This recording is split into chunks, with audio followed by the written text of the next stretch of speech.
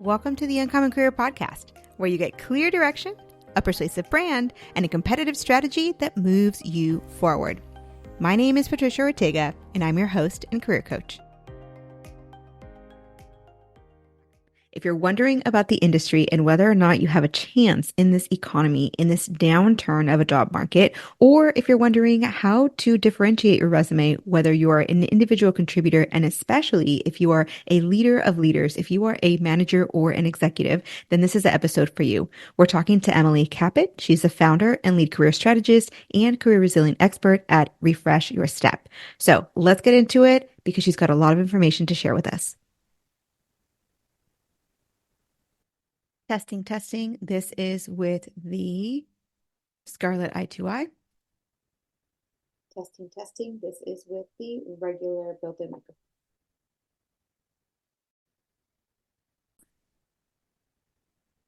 All right. So if we mess up or anything, my husband can edit it out. We're fine. Perfect. All right. So we'll start in 3, 2, 1. Emily, I'm so excited to have you here. How are you? I'm fine. How are you? Thank you so much for having me. Yeah, absolutely. I saw, what you do, your website. I took a look at things and I just thought, you've got a lot of insight and you could really help some of our listeners. And so I thought, let's hop on and have a conversation. Let's do it. Excited. Great. Well, let's start with just getting to know you a little bit. You've got this amazing business. You've got all these accolades. Tell us a little bit about yourself and how you got into this. No, that's such a great question. Thank you. My name is Emily Kapit. I'm a triple certified master resume writer and career strategist. I launched my business back in 2008, so over 15 years ago. And prior to that, which plays into why I launched the business, I was in broadcasting. I was up in Manhattan working in NBC and ABC and broadcasting. That had been my undergrad work as well. And I loved the actual work, but was not so fond of the pretty toxic environments that I was encountering. So in my brilliant wisdom at the ripe old age of 22 or whatever I was, I said, well, let me go into something else here in Manhattan that may be less toxic, better working hours. So again, brilliance. I went and worked at an investment bank. And not better hours, slightly better. They weren't like nights and weekends the way that you get in the broadcasting world, but still very toxic. And so I was doing public relations, corporate communications, as well as recruiting for one of the major investment banks, and just recognized, look, I see so many issues here. I want to be part of the solution, not the problem. There were so many people from the C-suite all the way down to the analysts recruiting off of college campuses to everybody in between. And they would talk to me. I don't like what I'm doing.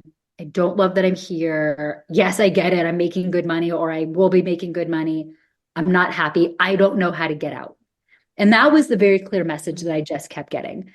And I felt like, you know what? I really do want to be part of the solution. So I left the firm and I started back in grad school. And actually got a master's degree in educational psychology, which plays very much into the career advisory work that I do. But because I was already naturally a writer, I understood how to craft the resumes. There's an art to it. It's very much the strategy side combined with the psychology of it all. And so I launched Refresh Your Step back in 2008, initially to do more of the career advisory work with some resume built in as needed. But it became very clear very quickly that nobody was marrying the way that I was envisioning. And so I very quickly was like, all right, if I'm going to be also a resume writer, I better be really well known as a resume writer and distinguish myself as such. And so I worked towards the triple certification, which is quite rare to have. And at the time when I actually got like the third one, the master resume writer one, that I think is so valuable for a client that works with us, is we want to understand who you are. We want to understand where you are struggling right now, because people come to us in some version of a crisis. They always do, right? It may be like the wave crashing down upon them crisis kind of thing, of like their toxic company, toxic boss, company acquisition, something like that. The industry's changing. No more global pandemics, I hope, but like stuff like that. Something is happening. We want to help them take a step back, and we want to listen. and we want to hear what's happening so that this might be, and honestly, often is the very first time that individual is being heard Mm-hmm. and understood and validated for how they're feeling, which has nothing to do with the resumes, but also everything to do with the resume, right? And Yeah. so we use that initial consultation to really hear and listen and provide some support and insight, especially if it's a critical thing that's happening. And then we start to also talk about like what we see based on what we're hearing as important to call out versus like not focus on in the resumes. We start to demonstrate like, hey, we hear you, and here's how that would impact the documents, so that clients feel that what they're saying is applicable in some way and actually integrated in. And so Mm-hmm. um so much of what we do is very much tied to the documents themselves, but it's tied to the strategy of what we're writing. It's tied to like the approach that we need to take given that person. And so it's not just what words are we putting on here to make you look good to get past applicant tracking systems, which of course is important. Don't get me wrong, it's absolutely critical. But it's also who is this person and what do we need to know and understand to help fine tune that approach, that particular need. So as someone is coming to us or looking at any resume writer, my suggestion is definitely make sure that they have certifications that is an indication of their proficiency. That's for sure.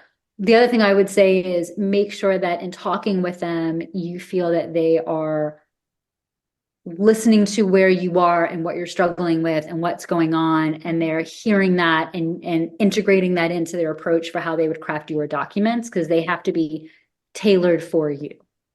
Oh, I absolutely love that. So you said, I think three key things, two or three key things. And one of Sure. them is that the resume is not just words on a paper. So often we think, throw your accomplishments in there, follow the Google XYZ formula, and that just doesn't work, especially not when you're a No. leader and when you're a leader of leaders, right? There's an entirely different strategy behind it. Mm-hmm. You also mentioned, that one of the things that you do differently that thank you for doing differently, because I can't tell you how many times I have had conversations with people who come to me as a coach and who have said, I've had a resume written before, but I feel that it wasn't reflective of who I was, right? Yeah. And that's that important piece of you want to feel heard, but Sure. also at the same time, as you're listening for what they're, who they are, what crossroads they're at, what they need Yeah. next, you're Right. also helping them clarify that for themselves, because sometimes you can ask someone, give me 3 job descriptions to create a resume, and they'll be like, oh, here's 3. And they're just like, they're not focused. There's differences in there that you're finding. And so I love how you're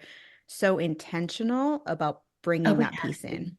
Well, and very intentional about it. And that's also why every one of my clients speaks with their writer, because look, call it the capitalized process, because my last name is Kapit. I do like a good pun, for better or for worse. So it is the capitalized process. And it's really centered on, let's take a step back.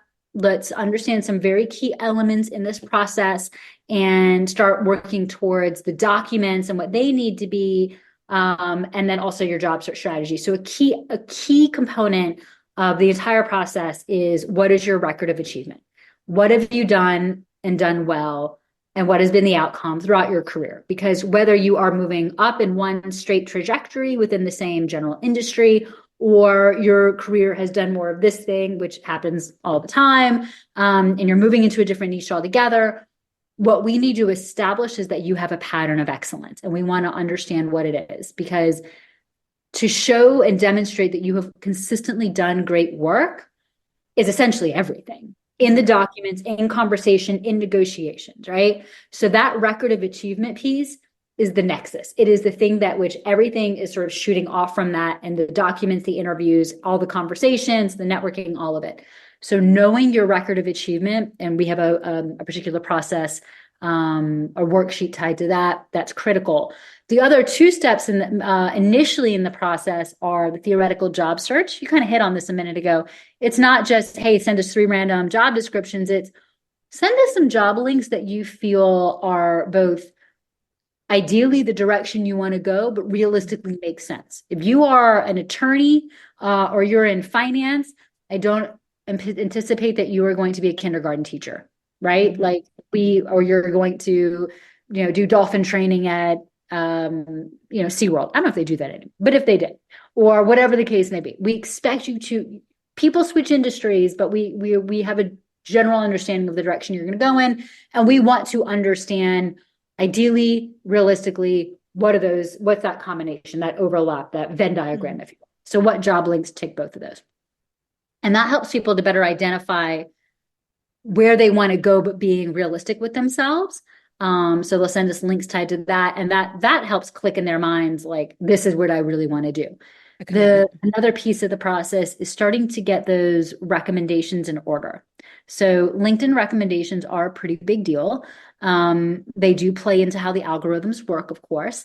And it's also so important that people, in getting their recommendations in order, are thinking through their network a little bit. So this is a little bit of network activation, which we have more exercises on that, but it's not an initial step in the Kapitalize process.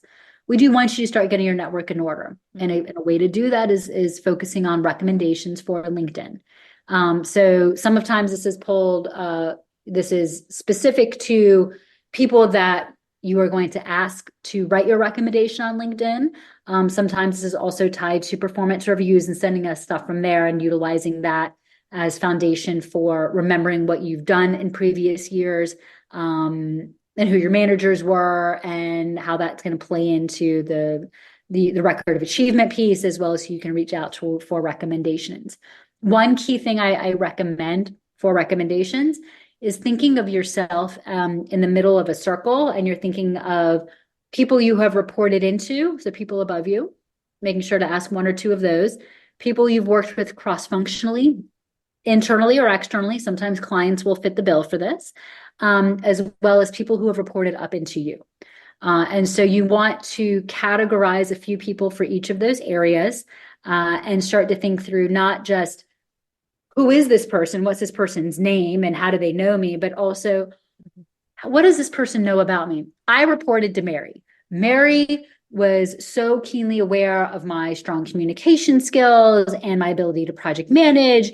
And I was also just a really strong networker, within the organization, and how that, allowed me to be a liaison. Mary knows this about me. When I ask Mary to write me a recommendation, I'm going to say, hey, Mary, can you please write me a recommendation on LinkedIn? I know you know these key areas about me. I'd love for you to mention them. Also, I'd be happy to write you a recommendation too. So repeating that process, so you're giving people a starting off point. You're not writing it for them. Sometimes that is requested, but you're not starting off with that. You are, in fact, giving them just a starting off point, which makes it easier for them to get started on writing it. And then you are also offering to write them a recommendation too. So I do give people that general, strategy and approach to doing that. So the theoretical job search, the recommendation poll, and the strategies around that, and then the record of achievement, that gets people like so ready for their job search. They know the direction they're going to go in. They've got the people to back them up, and then we're getting those documents in order. And from there, we can just, hit the ground running with everything else we need to do as it applies to their job search. Nice. So there's a structured process. Mhm. People, when they meet with you, when they start working with you, they're going to know exactly what to go through. Oh, yeah. So in this broader job search process, there are some things that individual contributor resumes share in common, and there's some differences between individual contributor resumes and executive resumes, Sure. leader resumes. It's not overloading people with information, the length of the resume, lack of strategy, right? What do you find to be the most important pieces of an executive level resume that are different from what maybe people are used to in an individual Sure. contributor? So it's a great question. So individual contributor is typically going to indicate to me that they don't manage people, right? That, and unless you have a different interpretation of Yeah, that's in the contributor. definition, right? Okay. All right. Yeah, typically. So whereas with an executive, there's going to be a much more prominent management piece Mhm. that needs to be very much built into the document, right? So individual contributor, depending on whatever their sector is and whatever industry or level that they're at, needs to be more reflective of, their specific area of work and the ways that they've been impactful. And it's a little bit more like, what have I done? What have I done? Which is still important to show, and we write plenty of those, versus an executive or anyone who's in a management position balancing out the core function of their work with the soft skills, but still very critical skill of managing others, and how that works, and how they are strong managers, and how they grow others, and how they are, supportive of careers, and whatever the case may be. So making sure that that very key balance is in there. And either way, we want to show record of success, and we also want to show cross-functional collaboration. So even as an individual contributor, you may not manage others, but you are probably managing relationships cross-functionally. It's very, very rare that all you do is sit in like your cubicle or in your office and interact with nobody. That's very rare.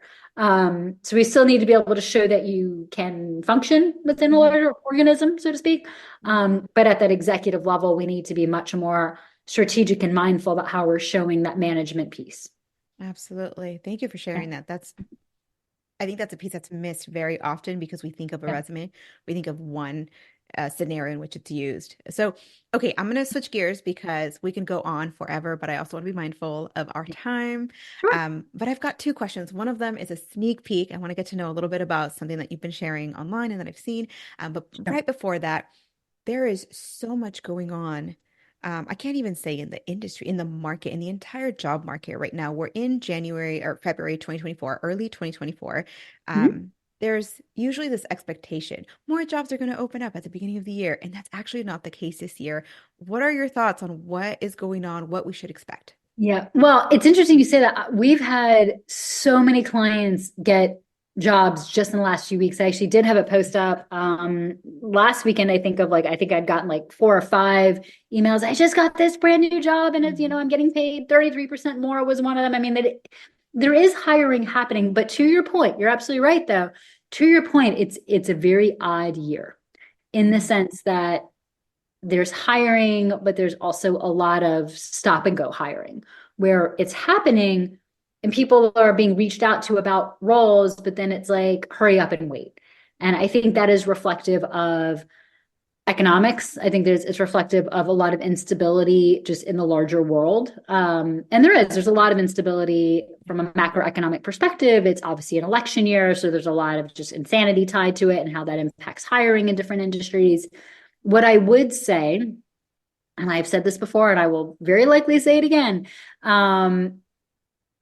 your hiring prospects are only as strong as A, your documents, and B, your network.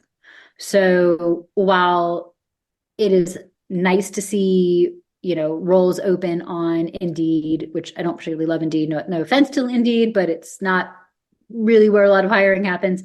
You might see a lot of roles open on LinkedIn, that more hiring does happen through LinkedIn.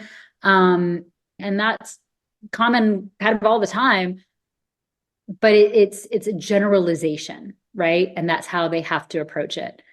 Plus they want clicks and this and that. So that plays into their headlines too. But Yeah, there's a lot going on in the world. Okay, so let's switch gears real quick. So, sure. I hear you're working on a book. I am working on a book, slowly but surely, working on a book. And it's called Sink or Swim: Strategies for Career Resilience. And what it does is it actually really takes our Kapitalize process and puts it into a book/workbook form so that people can utilize that same wisdom on their own if they feel like that would be a better approach for them, with us still here as resources to answer questions and be helpful, of course.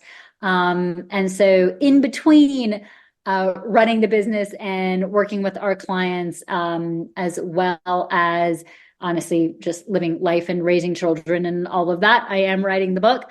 And so little bits are coming. I mean, we've got whole chapters together, and we are essentially workshopping those in the sense that we send chapters to clients as needed and getting really positive feedback for how they are loving it, and they are finding that it's all really useful and helpful in that form. So we look forward to continuing getting that done, hopefully within the year, and being able to get that out to the larger market. So thank you. Wonderful. Well, we are excited to just keep an eye out for it and see when it comes out. Thank you. Where can we find you?